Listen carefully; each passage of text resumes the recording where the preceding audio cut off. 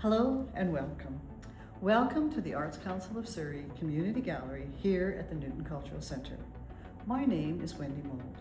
I am the producer of ACS Gallery Talks, and I'm here today to introduce you to our featured artists for the month of April, Gyan Gawander and Linda Morris. Works by these artists are here until April 29th.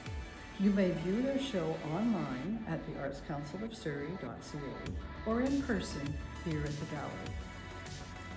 Gyan's show, The Beauty of Creativity, is very much about her own feelings and passions.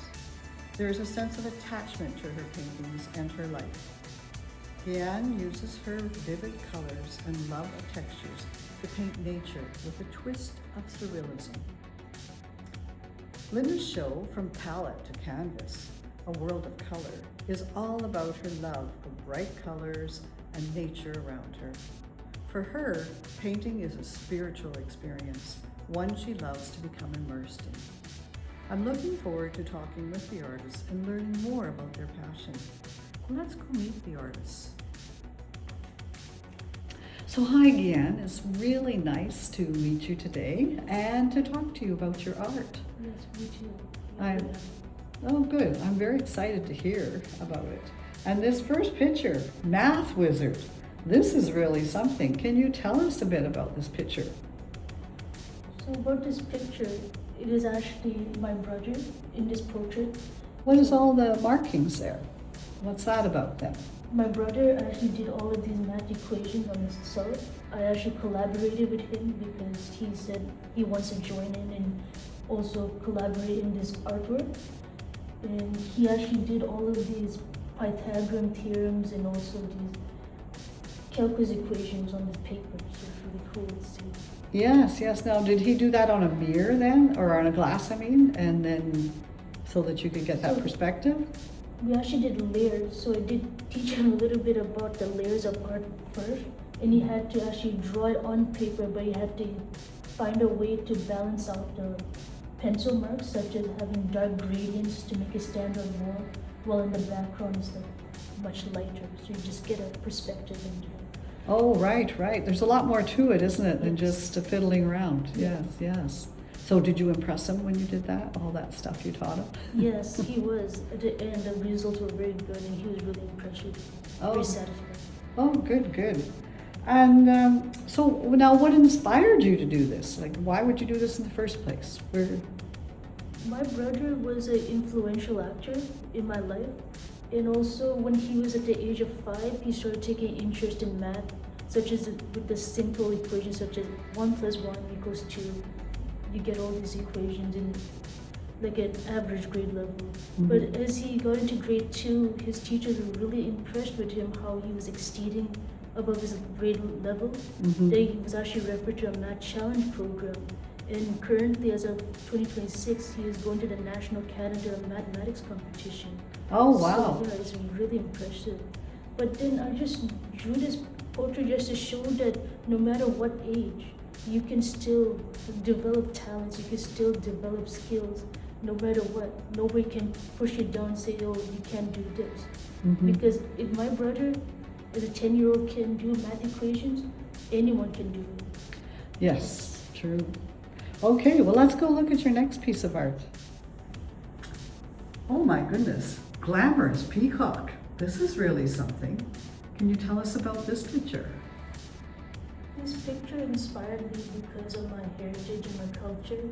As a Canadian, I really want to preserve the Hindu culture that we have, because as Canadians, we are more integrated into the Western style of education and trying, almost like forgetting the way that we used to live, olden ways of living. And that's why I wanted to create this painting, just to represent my Hindu religion and also gods as well. And also, we used to have peacocks in our area too.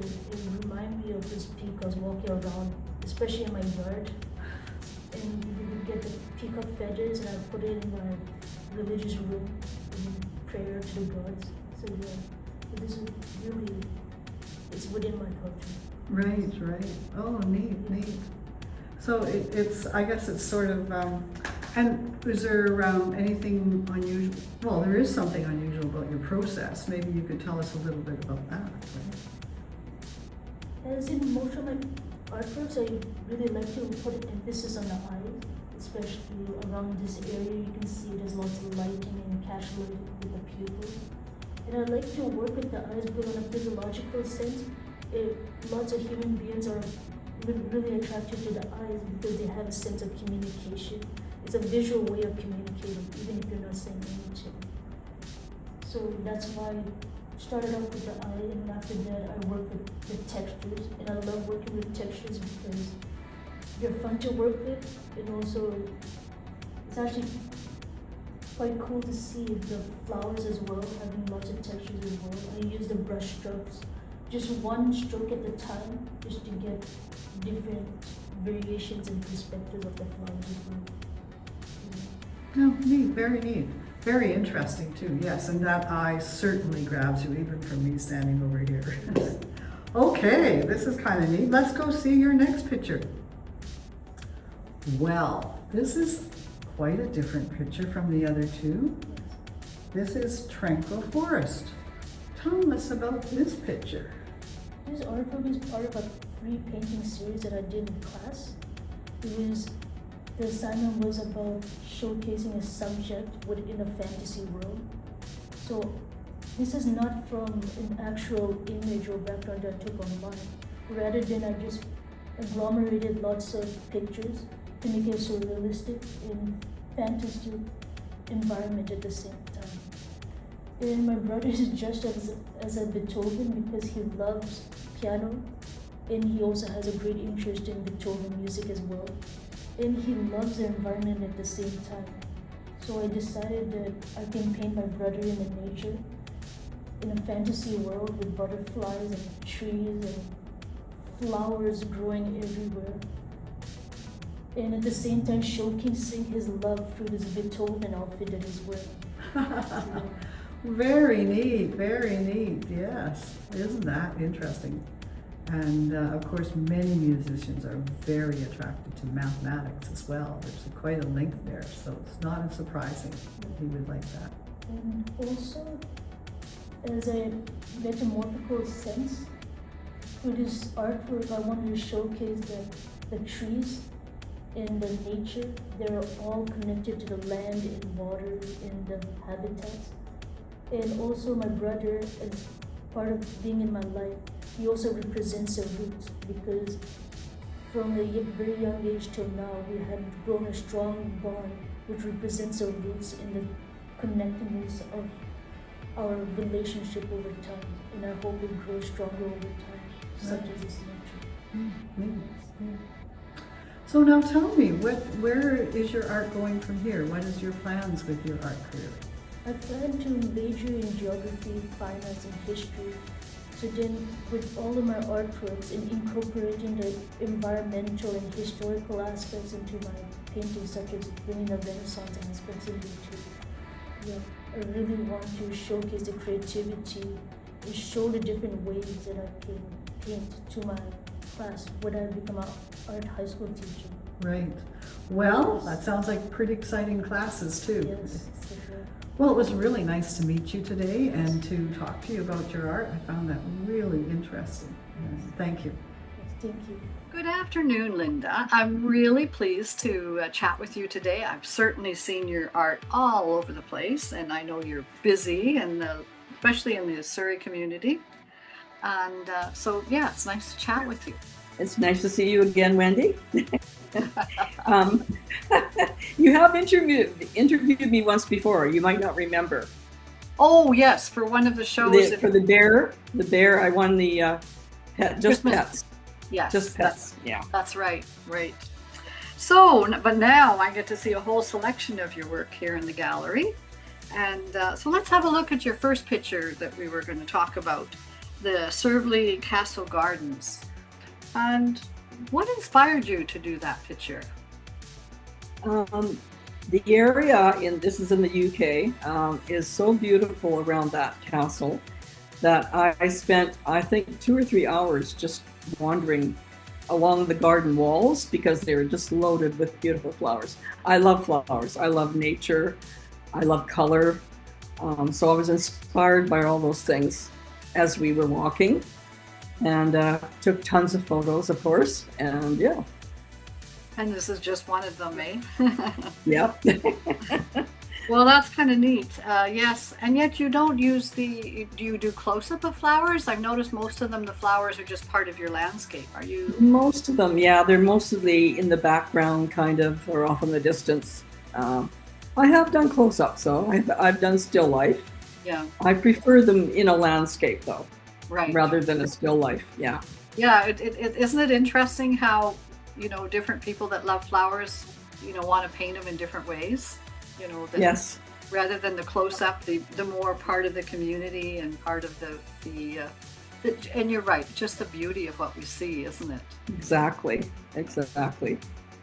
Okay, well, let's move on and let's have a look at another picture. Beauty in White Rock. Now, what was the story behind this picture? This is totally different from your flower pictures. Okay. My dad used to be a builder. He's not with us anymore. He was building a house on Martin Street in White Rock, and we would go there every weekend, go swimming, watch the train as it went by. That train's been going there, I don't know how many years, probably close to 100. So just the memory of just looking at that painting, thinking of my dad and how much fun we had those summers long, long ago, it inspired me to want to paint it as a memory of my life. So let's move on then and have a look at your next picture, Mexicana. Now this is a different one. Tell us about this picture here. Mexicana is from one of our many, many trips we did to Mexico. We did many tours. We actually did a tour of the Night of Iguana, which had Richard Burton and I can't remember the lady's name. It wasn't his wife. It wasn't Elizabeth Taylor. Anyways, this was one of the structures that they filmed near, and I, of course, took tons of photos again of that. And the flowers in Mexico are just so gorgeous. The bougainvillea, the different colors, the bright, brilliant shades, just beautiful, gorgeous. So yes, the flowers and the scenery and the architecture all inspired me in this trip. So now this also was a good example to talk about your process here too. What are the things about your process that you've been working on, you were telling me about? Well, I'm trying to be a little looser than I was when I first started to paint. I actually started doing palette painting because you can't be structured if you're palette painting because you're just moving a knife back and forth. So it actually taught me, after I did the Mexicana painting, I did a few abstracts and I used the palette knife, and it just loosened my whole process up and made me softer and not so structured and stiff, which is how I kind of started out when I first started painting. So yeah, it kind of opened me up and loosened me up at the same time. So that was awesome. Nice actually to go through that. Right. And so now I understand too that there's another part of your art journey that's really had an impact on your art as well. Your teaching. Yes. Yes, I was actually looking at my calendar the other day because I save all my calendars. So I've been teaching for almost 20 years, and I didn't even realize that until I kind of looked back and I thought, wow, it's a long time. So I love teaching. I want people to feel what I feel when I'm painting, just the joy of losing yourself in making something and expressing yourself in a beautiful way. Mm-hmm. So I just enjoy it so much. I have regulars that come to my classes that have been coming for a long, long time. But I just look so forward to it every week. Oh, It's it makes us better, I think, as artists when we do that. yeah. Let somebody else enjoy what we enjoy and show them how to do it. Right. So Well, thank you very much, Linda. I really enjoyed chatting with you today and learning about your art. And good luck with your show. and thank you very much, Wendy. Thank you, ladies, for sharing your art with us today. It was truly an enjoyable experience to talk with you and learn more about your ideas and inspirations.